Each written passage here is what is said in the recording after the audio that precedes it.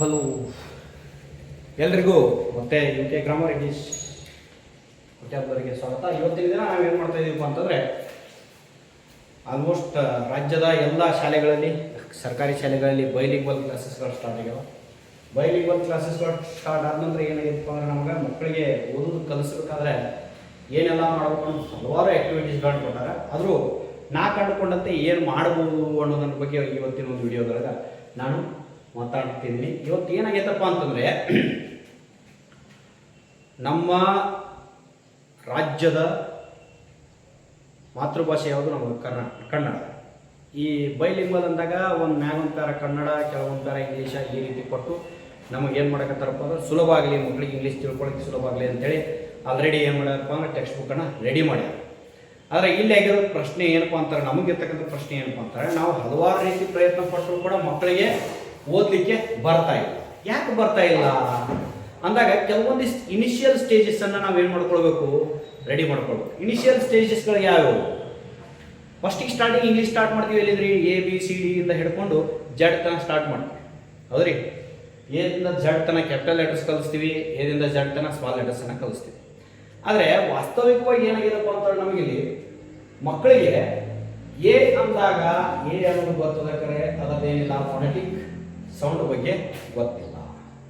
ಇದು ಒಳ್ಳೆ initial stage ಒಳಗೆ ನಾವೇನು ಮಾಡಬೇಕು, ಪ್ರತಿಯೊಂದು ಅಕ್ಷರಕ್ಕೆ ಅದರ ಇನಿಷಿಯಲ್ ಆಗಿರ್ತಕ್ಕಂಥ ಅಂದರೆ ಬೇಸಿಕ್ ಆಗಿ ನೀವೇನು ಕೊಡ್ಬೇಕಾಗಿದೆ, ಆ ಫೊನೆಟಿಕ್ ಸೌಂಡ್ ಕೊಟ್ಟರೆ ಸಾಕು.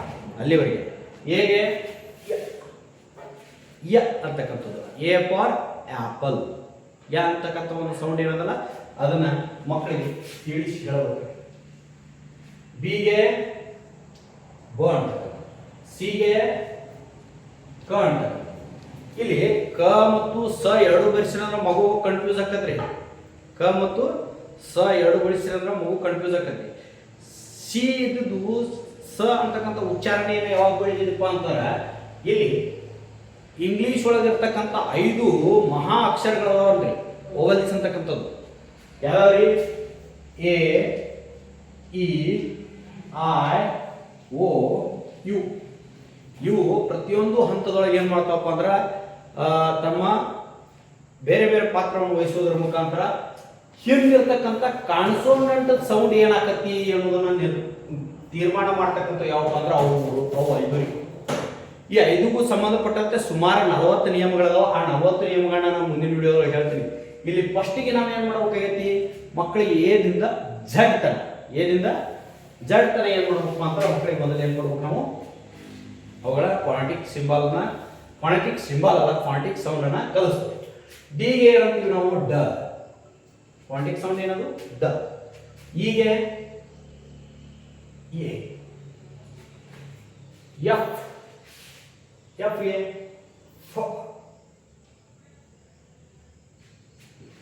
ಜಿಗೆ ಗ, ಎಚ್ ಗೆ ಹೋ, ಐಗೆ ಇ,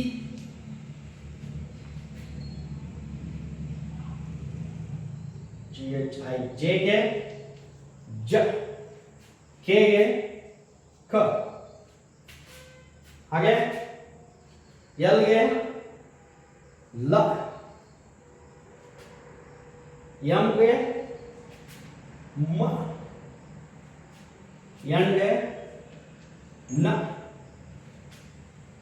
ಓಗೆ ವ ಅಥವಾ ಆ,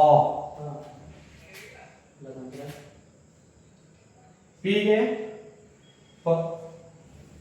ಇದು ದೊಡ್ಡ ಪ, ಇದು ಸಣ್ಣ ಪ. ಕ್ಯೂಗೆ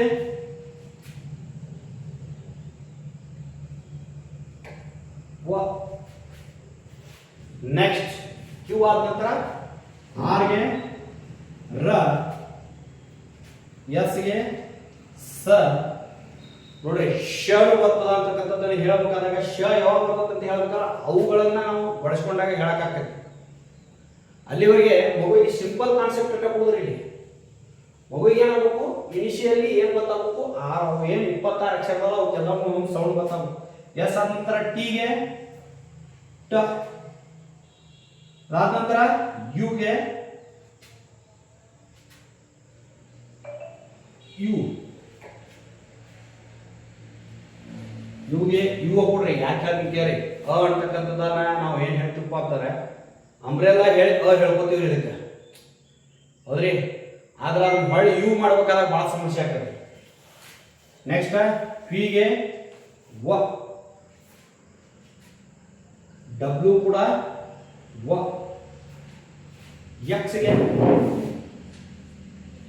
ಆಲ್ಮೋಸ್ಟ್ ನಾವು ಏನು ಮಾಡ್ತೀವಿ ಎಕ್ಸ್ ಟ್ರೀ ಎಕ್ಸ್ರೇ ಅಂತ ಹೇಳೋದ್ರಿಂದ ಇದಕ್ಕೆ ಹೇಳ್ಕೊರಿ ಕ್ಷ ಅಂತ ಕೊಡ್ರಿ.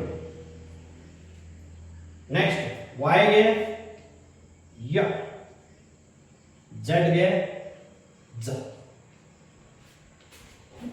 ಈ ರೀತಿಯಾಗಿ ಮಕ್ಕಳಿಗೆ 1ರಿಂದ ಹಿಡ್ಕೊಂಡು 26ರವರೆಗೆ ಮೊದಲು ಮಕ್ಕಳಿಗೆ ಏನಾಗಿ ಕನ್ನಡದ ಬರ್ತದೆ ನೀವು ಕನ್ನಡದ ಹೇಳೋ ಅವಶ್ಯಕತೆ ಇಲ್ಲ. ಇನಿಷಿಯಲ್ ಸ್ಟೇಜ್ ಒಳಗೆ ಏನಾಗಬೇಕು ಮಕ್ಕಳಿಗೆ ಸೌಂಡ್ ಗೊತ್ತಾಗಬೇಕು. ಜಡ್ ಬಂದಲ್ಲಿ ಝ ಅಂತಕ್ಕಂಥ ಉಚ್ಚಾರಣೆ ಆಗಬೇಕು ಅನ್ನೋದು ಅವ್ನು ಗೊತ್ತಾಗಬೇಕು. ಓಕೆ ನೆಕ್ಸ್ಟ್ ಹೀಗೆ ಎಲ್ಲಾನು ಎ ಬಂದಲ್ಲಿ ಆ ಅಂತಕ್ಕಂಥದ್ದು, ಬ ಬಂದಲ್ಲಿ ಬ, ಆಮೇಲೆ ಸಿ ಬಂದಲ್ಲಿ ಕ, ಡಿ ಬಂದಲ್ಲಿ ಡ, ಈ ರೀತಿ 26 ಅಕ್ಷರಗಳನ್ನ ಕಲಿಸ್ತೀವಿ. ಇದು ಇನಿಷಿಯಲ್ ಸ್ಟೇಜ್ ನಂಬರ್ 1. ಏನು ಇದನ್ನ ಇಷ್ಟು ಕಲಿಸ್ತೀವಿ ನಾವು. ಇಷ್ಟು ಕಲಿಸಿದ ನಂತರ ಏನು ಮಾಡಬೇಕು ಅಂತಂದ್ರೆ ಇವುಗಳನ್ನ ರೂಢಿಗತ ಮಾಡ್ಬೇಕು ಮಕ್ಕಳಿಗೆ. ಇವುಗಳನ್ನ ಏನು ಮಾಡಬೇಕು ರೂಢಿಗತ ಮಾಡ್ಬೇಕು. ರೂಢಿಗತ ಹೆಂಗೆ ಮಾಡಬೇಕು ಅದಕ್ಕೆ ನಿಮ್ಮ ಸಿಲೆಬಸ್ ಒಳಗೆ ಒಂದು ಬ್ರಹ್ಮಾಸ್ತ್ರ ಕೊಟ್ಟವ್ರು ಏನಪ್ಪಾ ಅಂದ್ರೆ CBC ಅಂತೆ. ಏನ್ರಿ CBC ಅಂತೆ. CBC ಅಂದ್ರೆ ಏನು ಕಾನ್ಸೋನೆಂಟ್ ವೋವೆಲ್ ಕಾನ್ಸೋನೆಂಟ್. ಒಟ್ಟ ಏನಿರ್ಬೇಕು 3 ಅಕ್ಷರ ಇರ್ಬೇಕು. ಒಂದು ಕಾನ್ಸೋನೆಂಟ್ ಅದಾದ ನಂತರ ಒಂದು ವೋವೆಲ್ ಅದಾದ ನಂತರ ಒಂದು ಕಾನ್ಸೋನೆಂಟ್. ಇಂಥ ಶಬ್ದಗಳನ್ನ ನಾವು ಬಳಕೆ ಮಾಡ್ಕೊಂಡು ಮಕ್ಕಳಿಗೆ ಇದನ್ನು ಪ್ರಾಕ್ಟೀಸ್ ಮಾಡಿಸ್ಬೋದು. ಯಾವ ಅಂತಕ್ಕಂಥದ್ದನ್ನ ಫಸ್ಟ್ ನಾನು ಎಲ್ಲಾನು ಹೇಳ್ಕೊಂಡು ಹೋಗಿಲ್ಲ. ಒಂದು 4 ಅಕ್ಷರಗಳನ್ನ ಹೇಳ್ಬಿಡ್ತೀನಿ. ಅದರ ನಂತರ ನೀವು ಕ್ರಿಯೇಟ್ ಮಾಡ್ಕೊಂಡು ಏನು ಮಾಡ್ಕೋಬಹುದು ಮಕ್ಕಳಿಗೆ ಎಲ್ಲವನ್ನೂ ಕೂಡ ನಾವು ರೂಢಿ ಮಾಡಬಹುದು. ಮೊದಲೇ ನೋಡಿ ಎ ಇದ್ರೆ ಹೇಗೆ ನಾವು ಆ ಅಂತ ಕರಿತೀವಿ. ಆ ಅಂತಕ್ಕಂಥ ಸ್ವರ ಇದನ್ನು ಬರ್ತಕ್ಕಂಥದ್ದು ಏನ ಉಚ್ಚಾರಣೆ ಬರ್ತಕ್ಕಂಥ CBC ಲೆಟರ್ ಹೆಂಗೆ ಮಾಡಬೇಕು ನೋಡಿ. ಬ್ಯಾಟ್ ಏನ ಬ್ಯಾಟ್ ಇಲ್ಲಿ ಅಂಡರ್ಲೈನ್ ಮಾಡಿ. ಬ ಆ ಟ ಬ್ಯಾಟ್. ಓಕೆ ಬ ಆ ಟ ಬ್ಯಾಟ್. ಅದಾದ ನಂತರ ಕ್ಯಾಟ್ ಕ ಆ ಠ ಕ್ಯಾಟ್.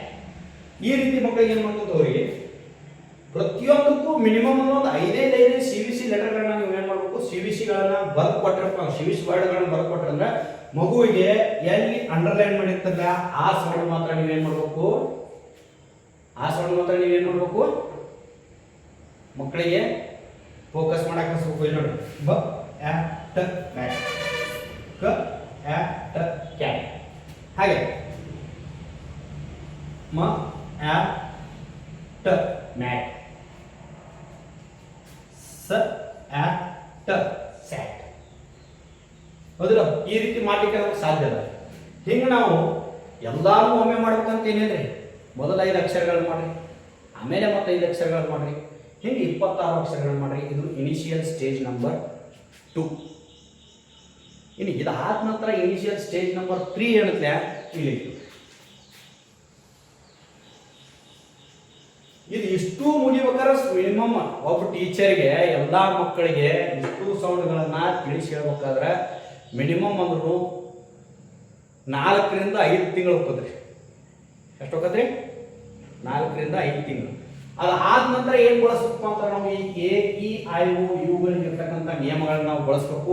ಈ AEIO ಇವುಗಳಿಗೆ ಇರ್ತಕ್ಕಂಥ ನಿಯಮಗಳನ್ನ ನಾನು ನಿಮಗೆ ಮುಂದಿನ ವಿಡಿಯೋದೊಳಗೆ ಹೇಳ್ತೀನಿ. ಯಾಕಪ್ಪ ಅಂತಂದ್ರೆ ಎ ಬರ್ತಕ್ಕಂಥ ಸಿಚುವೇಶನ್ 13 ಅದಾವೆ.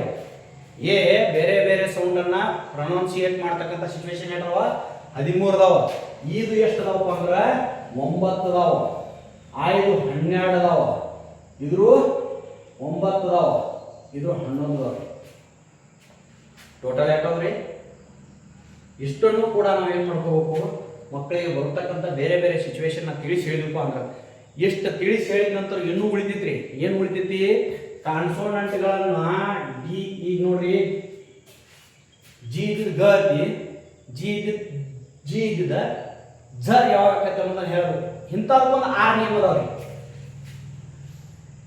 ಒಟ್ಟಾರೆಯಾಗಿ ಅವು 50, ಇವು 26, ಈ 6 ನಿಯಮಗಳನ್ನು ನಿಮ್ಮ ಮಕ್ಕಳಿಗೆ ಕಲಿಸಿದಾಗ ಯಾವುದೇ ಕಾರಣಕ್ಕೂ ಯಾವುದೇ ಮಗು ತಪ್ಪಾಗಿ ಓದಲಿಕ್ಕೆ ಸಾಧ್ಯ ಇಲ್ಲ. ನಾನು ಮುಂದಿನ ವಿಡಿಯೋದಲ್ಲಿ ಏನು ಮಾಡ್ತೀನಪ್ಪ ಅಂದ್ರೆ ಎ ಮತ್ತು ಈ ಬಗ್ಗೆ ಡಿಸ್ಕಷನ್ ಮಾಡ್ತೀವಿ. ಯಾಕಂದ್ರೆ ಅಲ್ಲಿ ಇರ್ತಕ್ಕಂಥ ಟೋಟಲ್ 22 ನಿಯಮಗಳದಾವ.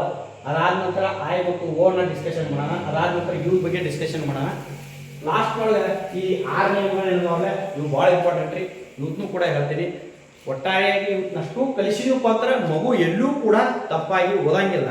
ಮತ್ತೊಂದು ಏನಪ್ಪಾ ಅಂತಂದ್ರೆ ಎಲ್ಲ ಮಕ್ಕಳು ಈಜಿಯಾಗಿ ಗೊತ್ತಾವ. ನಾವು ಮಾಡ್ತಿರ್ತಕ್ಕಂಥ ತಪ್ಪನ್ನ ಇಲ್ಲೇ ನಾವು ತಿಳ್ಕೊಂಡು ಯಾಕಪ್ಪ ಅಂದ್ರೆ ದಯಮಾಡಿ ಯಾರು ಕಕ್ಕ ಕಲಿಸಬೇಡ್ರಿ.